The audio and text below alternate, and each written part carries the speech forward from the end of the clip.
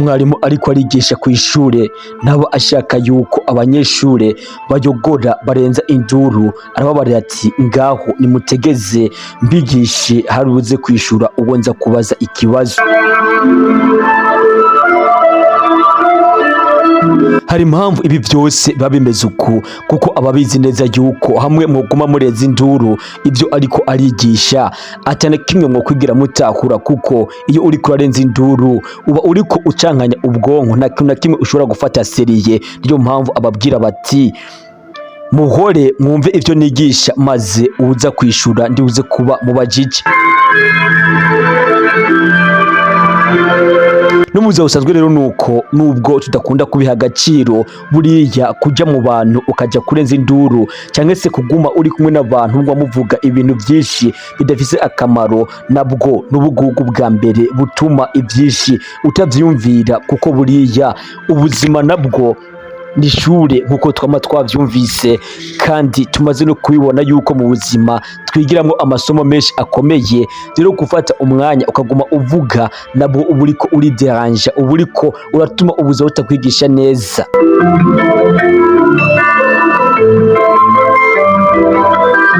Nimba rero bishika ugafata umwanya ukicara ahantu hamwe na hamwe ugasanga uri kumwe n'abantu benshi atana kimwe muriko muganira cerekeye iterambere, ahubwo ugasanga muriko muvuga abantu, muriko muvuga isaku, muriko muvuga inkuru atana hamwe ziberekeza, canke se muriko muganira ku bintu vyahise atana kimwe bibuze kubungura, aha nawe witonde cyane ushobora kuba uriko uratakaza umwanya canke se wiyononera kazoza. Ndaje mbigusigurire neza rero ido nido ico usabwa neza ko amaze gukanda subscribe kugira ngo nusanga utarayikanda uhite uyikanda none kugira ngo wame ubana natwe mu biganiro vya buri munsi dutanga biciye hano kuri no channel. Ico no kwibutsa kandi nuko nanje uba wagutegura ibiganiro kandi ukabugiye kwigushikiriza bayita L6 Sinde. Kanda subscribe rero twikomereze, ndaje nkubwire impamvu nkubwiye yuko kumara umwanya wicaranye n'abagenzi bawe uvuga ariko sa rikomeye mu buzima uriko urakora.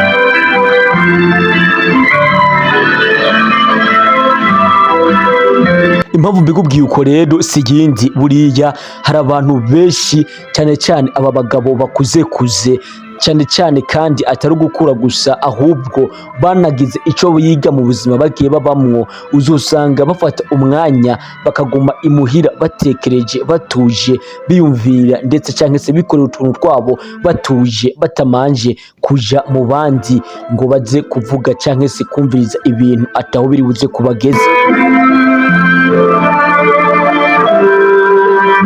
Umugabo umwe nigeze kumubaza namubwira ati mbwira ni kubera iki utaja uboneka kwirigara, ni kubera iki naho uja ku isoko ari umwanya mutoyi uba wisubiriye mu rugo, ni kubera iki?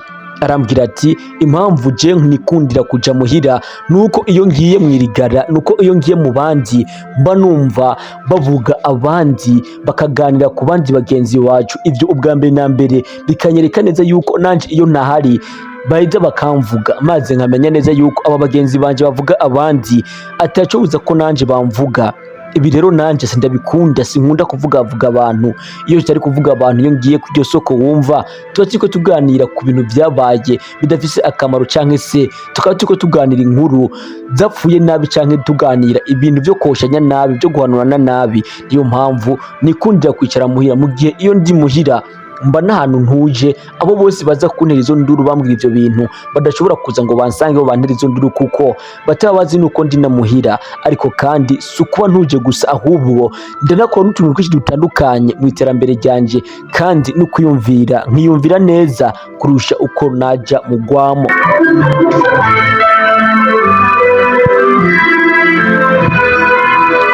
Nimba ari ikintu ciza abantu bafata nk'icitegererezo na Gashugwe. Agashugwe uzobona abantu kuri Saint-Valentin ngo bahana amashugwe, uzobona umuntu mukubwira ko umukunda umucapira agashugwe, cyangwa se ugashira ifoto yiwe ugashira ko n'agatima kariko akantu k'agashugwe maze ukamweretse ko umukunda.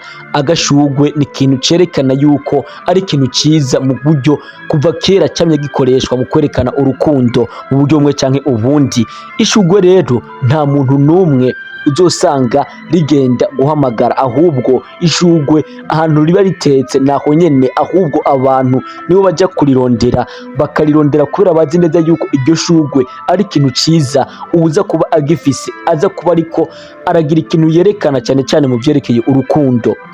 Si ishugwe gusa, ubucuruzi egome hari abagenda barazungurukana ibintu, ariko umucuruzi specific, umucuruzi adandaza ibintu nkenerwa muri quartier ahantu akorera ntabwo ahava, ahubwo abamushaka barahamusanga bakamubaza ibyo bipfuza maze akabatunganiriza. Impamvu nkubwiye ni iyihe? Impamvu nkubwiye ibi ngibi nuko nashaka kubwira neza, nimba wiyumvira ati none ninguma muhira tuzohurira hehe n'abantu, nzomenya ibigezeho gute, abantu bazomenya ibyo nkora gute, abantu mu buzima bwanje ko Elisiga twatubwiye yuko dukeneye abantu mu buzima bwacu, esike ninguma muhira abantu nzobakura hehe? Ndaje mbikwishure nifashije ugororero nguhaye.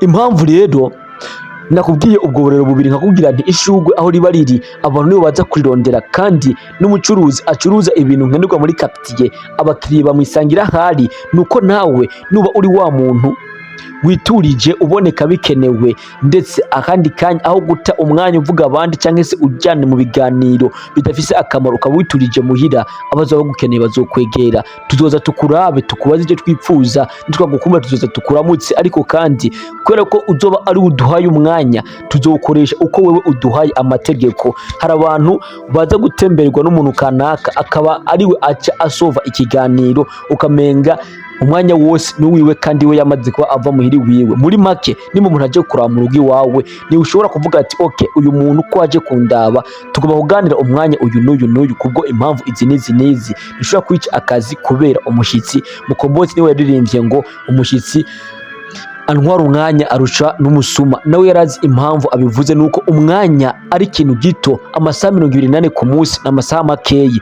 Kumara umwanya rero uganira ku bintu ubona yuko atari uri kubera kugeza ugasanga isaha 2 isaha 3 ziraheze kubera ivyo bintu, n'ubugugu bukomeye, kuko uwo mwanya uba udepansije muri ivyo bintu bidafise akamaro, wakabaye ukoramo ibindi bintu kandi byo kugirira akamaro mu buryo bumwe canke ubundi.